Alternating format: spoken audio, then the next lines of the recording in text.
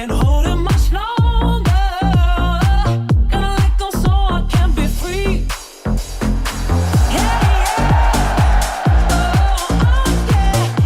Special episode live World Series post-game show after Game 4. We continue the 2024 season. This show is powered by MLB rivals Braun, Pierzynski, and Erik Kratz. The Yankees won. They scored a lot. They did. So they keep this thing alive. If you score runs, the crowd's excited. Everyone looks happy. And when you throw up an 11 spot, listen, this is what can go wrong with the bullpen game. This right here, it goes, it starts out. If you're going to do this, why not just start Landon Knack? Why not just be like, Knack's going to start? Well, why would you do that? Well, he's the one that's the bulk guy anyways, and he's going to pitch. Why not just start him? Well, they pick lanes in the lineup. The guy who started for him, Kasperitis? Kasperius, what was his name? Kasperius, yeah. Dude, his face was redder than Kratz's head when he comes to Florida and has his hat off for 5 minutes. I mean, his face, he was red. But he didn't blow the game. But you know what he didn't do, though? What? He didn't throw strikes, and they go up and score 2 right away. He gave the Yankees hope because he didn't throw enough strikes. He was all over the place. They scored 1. Huh? They were up 2-1. Yeah, he gave up a run. Yeah. That's what I'm saying. You're saying, they scored 2 right away. He gives up 1. Okay. Yeah, he's all over the place. But the thing was, there was just pressure and there was just runners everywhere. So the Yankees we're going to get to him eventually. Sure. And then Daniel Hudson came in and just had a bad night. Right? Obviously, the grand slam to Volpe. But this is what can go wrong with bullpen games. Mm-hmm. Like right here, we saw the example. All it takes is one guy, and then poor Brent Honeywell came in and had to throw like 75 pitches in 1 inning. But, Kratz, could the game have been managed any differently if the Dodgers didn't have the punt it mentality where they're like, hey, if we're not in a range that we like, we're not using the high leverage guys? Now, they had a lead early on, but was it too early to be crazy aggressive? Because I do remember Kopech pitching in a bullpen game in the 3rd inning against San Diego, and I think at the time they might have been up a run or 2. I don't think they were punting as early as you think. I think they brought Daniel Hudson in, and they thought he was going to lock it down through the meat of the order there. Like, Daniel Hudson's one of their guys. Right now, I think it's Hudson, Trinan, Vesia, and Brusdar Graterol. And I think he had every intention of taking that 2-1 lead the whole way based on how many runs the Yankees have even scored, like attempted to score. So I think they were already in their lane. Hudson didn't have it. Hudson threw an absolute cement mixer up there and let Volpe get redemption from his base running mistake. Like, I think that was the lane. That's who they wanted. And I think you sit there because now you're looking at Hudson came in. He got the last out, or he got the last 2 outs for Kasperius. And then, he got the last 2 outs? No. Or did he have a clean inning? No, he had a clean inning. He had a clean inning in the 3rd. He got Soto chasing on a slider. Judge hit him on his wrists. Yeah, hit Judge. Jazz had that long single, which was played really nicely by Betts. Mm-hmm. Jazz stole a base. Yeah. G had that swing, no hit by pitch, turns into a walk. Rizzo pops out, and then Volpe hits the 2-out grand slam that ends up being the difference. That got it to 5-2. Dodgers scored 4. There's your ball game. And Volpe made a bad base running mistake before that. And he's a pretty good baseball player because the Yankees have plenty of players that don't play the game the way some former ball players would like to see in terms of the base running and the defense. The Dodgers have a clear edge there. Volpe's actually the guy who can pick it at short and run the bases pretty well. He's fast. So he was pissed. He knew he made a mistake, and then he really, really freaking made up for it there. Yeah, the base running thing, if we want to dig into that, I mean, you got to get far enough off to where you can make it to 3rd, right? And for not to score on that play for someone as fast as him is just he wasn't far enough off. He couldn't see it, but you've got to be far enough off to where if the ball hits the wall and it one hops him, you still score, especially with Volpe's speed. Instead, he went back to tag up. See, I'm not a big proponent of him tagging up there because you could as soon as you see the outfielders back, there's a really good chance they're not going to catch the ball. So I just think he got caught up in the moment. He didn't really know what to do. He didn't want to make the mistake by being too aggressive, and instead he got caught and didn't score. So, but it didn't really cost him a run, though. I mean, everyone's like, "Oh, redemption," but you think Wells would have gotten to third on that ball the way Kike Hernandez threw that thing in? I don't think Wells is getting to third right there. Watch where he's at right here. There's no way he's shutting that thing down. Wells ain't getting to third on that ball. So I don't think it cost him a run. I don't think only thing it did was cost a little bit of embarrassment. But then Volpe picked him up the next time through. So I mean, it was wildness to me that killed the Dodgers tonight. I mean, the walk totals aren't high. I mean, they did walk 6 guys tonight, but it was Same just as last night. Yeah, but 3 walks by Kasparius in 2 innings. Again, he only gave 1 run, but it was traffic all the time, right? Huddy walked a guy and hit a guy. They both scored. Okay, he really hit 2 guys. I mean, almost, because the Stanton one where he swung and the ball hit the bat or whatever you want to say. I mean, and then, after that, after the grand slam, the game was over. I told you guys before the game, in order for the Dodgers to win, they had to score 5 runs. They only scored 4 and they lost. Does this mean anything, though, when you're putting these guys out there? I mean, a lot of chatter right now from our YouTube group like, hey, second and third stringers are in there. Maybe that wakes up the Yankees offense. Do you feel that at all? I'm saying they had their back end, or not their back end. They had the lower end of the totem pole of their bullpen, especially late in the game, eating up innings. They didn't use their high leverage guys. That's okay. Although we have Chris, member in FT during the day today. I'm going back and forth a little bit here with Chris because he's like, I told you guys they were going to punt this game. Remember I brought that up? But they didn't punt right away. Punt the game. Yeah. But the question is, when Daniel Hudson's starting to waver, do you snap your finger and bring someone else in? Or when you're facing certain lanes in the lineup, do you use your higher leverage guys early? Because this has been employed sometimes by the Dodgers. And then do you hope that your offense will pick up the pace? They did use their high leverage guy. Daniel Hudson's a high leverage guy for him. Chris is arguing he's not. Chris, you're wrong. Go look at it. Daniel Hudson is a high leverage guy. They're not bringing Trinan in to face Soto, Judge, Jazz, and Stanton. Like in the third inning, second inning. They're not bringing them in for the situation. It was the third inning. Third inning. Wait, hold on. Vesia, Kopech, Gratterall, Trinan, Bonda, Brazier.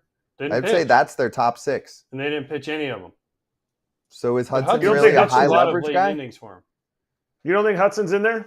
You don't think Hudson's in that? I think he's 7. Okay. Then I was wrong. I thought Hudson was ahead of Gratterall, and no. You're not going to Vesia there. So right, I get that. You're not going to Vesia there. But I don't think he's in the top, even if we're doing circle of trust righties versus lefties. I don't think he's there. Yeah, he might. So he's not anymore. If he was, he has been in the past. Yeah, he's kind of fallen out of it. Yeah, I mean, he was in the third inning. I think it was a test from Dave Roberts saying, "All right, get me through this third inning, and then we'll start going to our guys." And they never got the chance because by the time that inning happened, again though, this is the bullpen game that can happen. It takes one guy to blow up, but to me, it still goes back. Freddie Freeman hits the home run, and everyone's thinking this is over, and Kasparius goes out there and just doesn't have the stuff, right? He just doesn't have it. He walks. He gets some walks. He walks Soto. I think he walked Judge. And then they scored that run to make it 2-1. And the Yankees were like, we got life.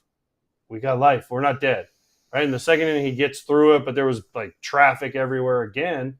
In the third inning, again, then walk, hit by pitch, another walk, and then you get 2 outs after you get Rizzo to pop up. The Dodgers are kind of like, oh, okay. And then first pitch, Volpe hits a grand slam, and then the game was basically over. But like in the third, should we already be starting the third inning with Gratterall? Like should you be building it with your high leverage guys and be like, yo, I have the lead. It's 2-1. It's a bullpen game. I mean, this stuff gets scripted beforehand with every single scenario, but that's what they chose. I think they trusted him. He had 17 holds. He had 10 saves. He struck out 1 guy per inning. You know what's another cool stat? He threw exactly 999 pitches this season. Anyway, that's super random. But that is I think he's in that. He's in that circle of trust there. And I get it, all the other names that you said, but he had a great year. I had to look at his postseason stuff. Maybe he hasn't been as hot. Okay, well, let's get to a few other things that I want to touch on. Before we get into anything else, can we talk about the two idiots that grabbed Mookie Betts' That's exactly where I was going arm? next. Before we dig into anything else, the stupidest, dumbest, one of the dumbest things ever, like, what were they doing? What was the point to what they were? He caught the ball in play, and they were like trying to rip it out of his glove, just acting like idiots. Well, because they're like, if we rip it out of his glove, which did happen there, then maybe they will call it a foul ball. I mean, look at these two guys. This is your one time as a fan, your one Look at the excuse to grab someone. Look, holding. It's like 1, 2, Mookie's 3, like 4, 5. I mean, he was still holding him. He probably held him for what, 6 to 8 seconds at least? Yeah. Go to prison. Fuck you. Go to prison. Never come into a ballpark again. You should be charged. Very intentional. He could have broken his wrist. Do you see where Mookie is? Do you see where he's standing like this? Yeah, the biggest he has problem no is these control. guys were getting cheered, and all the Yankee fans were like, "Yeah, way to go! Loser. It's hilarious." You're That's a loser. not cool, bro. Find me another job on earth where you can go do your job and people can grab you and touch you and things like that. There's not one. He's going like this. He could have broke his wrist. Oh, but he didn't. I don't give a shit. You should go to prison. You can't grab a guy like that. No. But what should there not be a harsher punishment for that? Like, There should be more obviously than you're getting kicked out. They should be banned from like Don't you go to jail if you run on the field? Yes. That's prison. Go to jail. No excuse. Right. You guys tell me, you're the players. I can't argue with that. I didn't play. If you're in right field, Like, there's no reason. Look, like, just let him go right here. Like, why now is he let grabbing go. him? He knows he's caught the ball. And the other dude grabs his other hand. you guys tell me, you're on the Dodgers right now, okay? AJ's out in right field. You're Mookie Betts. That happens to you. Kratz, you're on the team too. What happens after the game? Don't you go to MLB security and say, "Are you kidding me?" Oh, yeah. That fan needs to go to prison. He has Because you need to teach fans a lesson. Yeah. Like, that can never happen again, because they're lucky that they didn't. I mean, to me, forget the play. I think they're thinking maybe we can hurt this guy and knock him out of the series because he's one of the best players in baseball. I'm serious. He's holding on to his wrist like this. Cares about the one ball, the one play. And then he's also trying to physically open his gloves closed. He's physically like trying to open his glove while the other guy grabs his other arm that Mookie's trying to hold on to the ball for. You attacked a player. Period. There's no other way to describe what just happened. You attacked a player. And you didn't punch him in the face, but you literally grabbed a guy and held his arm back like this. In any other scenario in life, how would that go? If I was there, how would it go? I mean, obviously you can't do anything. You can't. I mean, super props to Mookie for not going in the stands. Like, he had every right to be pissed and swing on that guy that was grabbing his wrist, grabbing his other hand. It was an amazing play, and it just got completely just blown up. And it kills me that we're showing those guys, because there's so many people that are out there that are like, oh, these guys, at least they were trying. There's even content people who were posting this and showing them laughing. Like, it's not a laughing matter. If you've ever been in that situation where, like, somebody, like, there was no help for Mookie there. And I'm not saying that Yankee Stadium did anything wrong. I'm saying whatever happens from now on has to set a precedent for what just happened. Because other people are going to do it. Other people are going to do it in these situations. You can say whatever you want to a player because it's only words. When you start grabbing them maliciously like that, there was intent to not only rip the ball out, but in my opinion, hurt him badly, especially when the other dude comes in and grabs his hand while the other dude is ripping his glove open. I'm not trying to bring attention to the human being that did it, but don't you? Yes, if that was Tommy Pham's not just in the stands. That fan's life is probably over. Okay, that's how someone learns the ultimate lesson. We don't want to go there. Yeah, exactly. That's the melee. Hey, kids, look up The Malice in the Palace. It was about, 15 years ago? Ron Artest. I bet more than that. Yeah, maybe more. Maybe 20 years ago. I remember watching that. So anyway, I think the league should put out a statement and say what happened was a crime. A fan tried to assault a player. It is being handled criminally. So if anyone ever thinks about doing that again, this is what happens. I'm serious. I think you do have to publicize that part because otherwise people don't know the example made. It's just like how we criticized the throwing of the objects on the field at Dodger Stadium by a few losers. Those few losers didn't hear it from the PA system. They were like, maybe don't do stuff because maybe you'll get thrown out. I'm like, what are we doing? When did we get so soft? That was weird to me. Okay. Freddie Freeman hit another homer. Just wanted to throw that in there. So he's still got the lead on the MVP race here in the World Series. This was a different pitch. AJ, they were getting him, or he was getting them up and in. Little slider, didn't have much slide, and it went across the plate. And he still pulled it. Impressed? Yeah, he hit 4 homers in a row, 4 games in a row.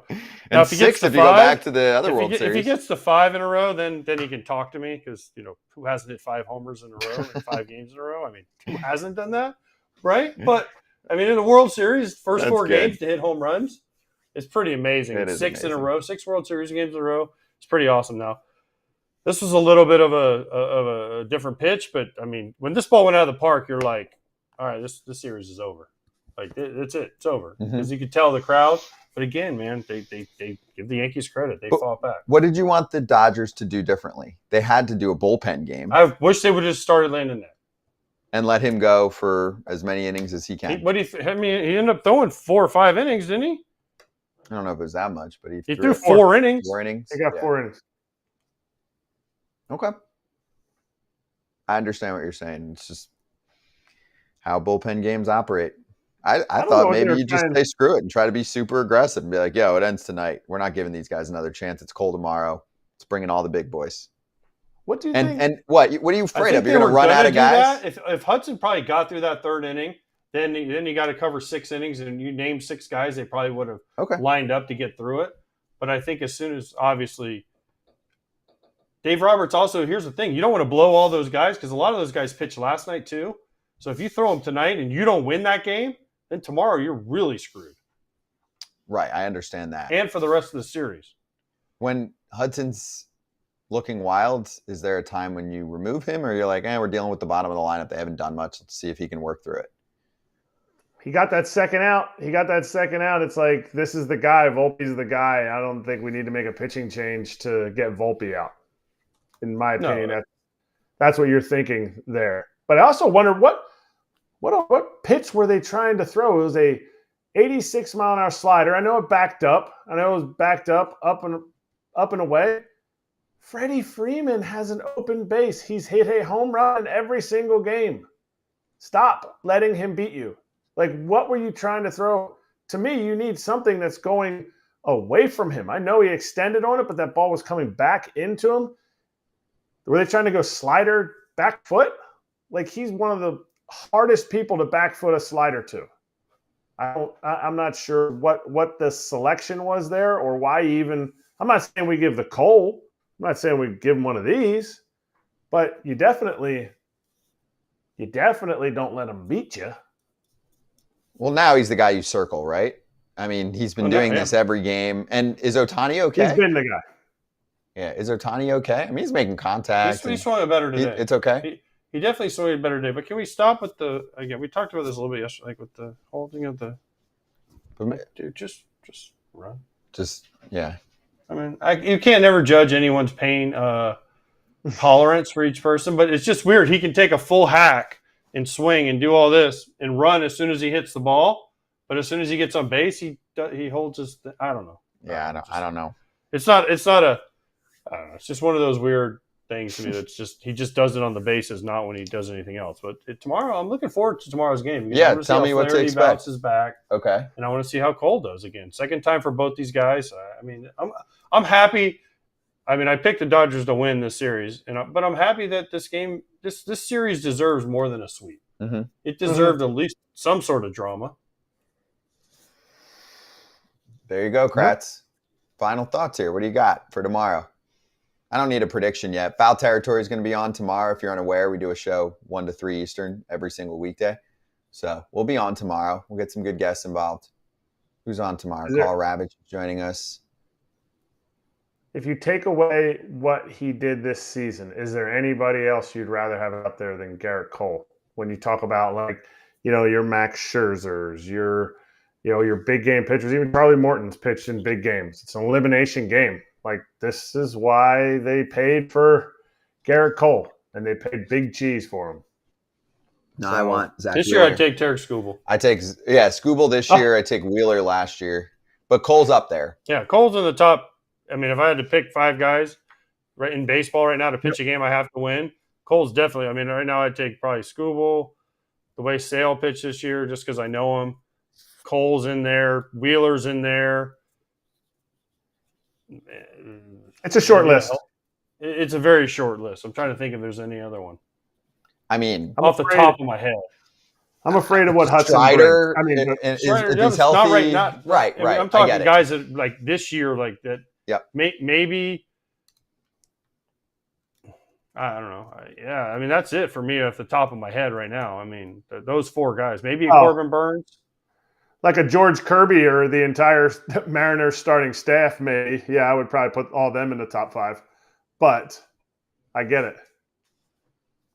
It's I'm fearful for what Flaherty's bringing to the table because of what his second start in the Mets series looked like. For the Dodgers, if I'm worried about something, that's what I'm worried about. Velo, what's it look like? First inning, you'll be able to tell. Yeah, that's what his key has been. Yeah. Is he pumping 96 to start the game or 92, 93? And where's it going, obviously? His first pitch of the game last time was 96.4. That was his hardest pitch. And I think that, it was almost like a heat check for him. Like, hey, let's see what I got. And he absolutely bore that thing in there. It was gas face. And then I think he was like 93, 94. To me, if he's 90 to 92 or 90 to 93, it might be a different story because the Yankees weren't swinging as much out of the zone, but they need to swing at fastballs. What the crap? Last night it was 24 fastballs that they took for strikes. They took it. And tonight I stopped counting after 7, so I'm not sure. And that was in the 5th or 6th inning. Like, maybe I'm wrong, and maybe this is why I hit 209 in my career. But AJ, tell me if I'm wrong. Like, you're getting a 4-seam heater, you have to jump on it, and they are just like not even attempting to swing at it. Yeah, it's like they're going up there looking for certain pitches and they're not getting them sometimes. And I thought Judge looked better tonight. I thought Judge had better swings tonight. He's still late, and he's still chasing a little bit. The last inning when he got the hit off Honeywell, I mean, it'll help him for tomorrow. But I still, gosh, I just keep hearing everybody saying, like, he's got to look out over the plate. He's got to look. Well, that's what he's doing. So what's happening is he's looking out over the plate, and then you start expanding. People think like it's like Kratz. How many times did like a guy was tipping, right? And you're like, oh, here comes a curveball, and he throws a curveball in the dirt, and you swing at it because I knew it was coming, right? So if you're Judge and you're looking out over the plate, guess what it causes you to do? It causes you to think that, oh man, because I'm looking out there, I'm kind of leaning. It makes you expand. Well, why not look in and then adjust to the ball? I mean, maybe with 2 strikes you go back out there, but look in and then just use your God-given ability to hit the ball away. I don't know. I just everyone I hear talk about this is like, he's got to look away. He's got to aim to right field. He's got to do this. No, how about you look in and then just adjust to the ball away because he's so good on the ball away. If I showed anybody that said that his heat map of where his damage is, your heat map will never lie to you. It's red in a certain area because that's where you're doing damage. I don't care if it's down and in, you hit it to right field. That doesn't mean that you are taking the ball away. Everybody remembers the Class A pitch that he hit. That was just below middle of the plate, but away. That's a rare hit for him. All his is mid-thigh and down. That's where his hot zone is for slug and damage. If you tell him, hey, see it up and away, that's going to cause him to chase the breaking ball, which he has. If he has trouble, if an MVP has trouble with anything, it's the breaking ball down and away, and that fastball that gets run up above his bat. So you're exactly right, AJ. That is not necessarily the approach that he needs to look for. He needs to be ready for the heater, and that'll get you on time for the breaking ball. Yeah, he took spin, though. He spit at some good spin today and let it go. So maybe that gives him a little boost. He looks better. Yeah. Some better quality at bats from Judge. Yep. Okay, so here's the deal. Of course, we're on tomorrow, 1 to 3 Eastern. Corbin Carroll's going to join us. I'll text John Smoltz, see if he can hop on tomorrow. Carl Ravitch is going to join us. And then we will be on for a watch party during the game. Yes, during Game 5. If you would like to listen to us, call the game. Brent Rooker will be involved. I hear Grayson Rodriguez is going to stop by. Many other guests. We'll give you more details tomorrow during Foul Territory. It's live 1 to 3 Eastern. So thanks for watching this post-game show. And also, I know some of you asking for thoughts on the White Sox manager news. Going to pop another video on the YouTube channel right after this. So look out for that. We're just separating the World Series from the White Sox with the worst record ever, trying to take away from the World Series. I think you're not supposed to let that news get out until off days or until after the World Series, but stay hot. So we'll cover that separately. That is a rule. I know that. What's that? The league says don't do major things and don't let it come out. I know it's hard to keep it in, but they really don't want you to take away from the World Series. And there's so many other days on the calendar. But whatever, we're going to get into that. I'm going to say this. At least Scott Merkin waited until after the game was True. over. True. That's nice. But I'm going to say this. Other people knew this and didn't say anything. That was very noble of them. Those people are very noble. I give them a high five for keeping the game focused. Yes, high five to MLB rivals as well. Yeah, there you go. Thanks for powering up this post-game show. MLB Rivals, free game. Check it out. Scan the QR code. See what you're working with. Ranked battle renewal, new rival series grade, special cards, new trade event minigame. And if you don't understand that, why don't you just check the game out? Download it. Have a good time, especially maybe on the off day, on Thursday if you're not a Halloweener person and if you're not a Halloweener. And then if you're bored in the off season, go give it a look. Here's a little Freddie Freeman, Xander Bogaerts ad on our way out. Thanks for watching the post-game show. See ya tomorrow. In the heart of every baseball season, there exists a rivalry that transcends the game itself. We gather for the love of the game, we watch as history is made, and we play for our city. Download MLB Rivals 24.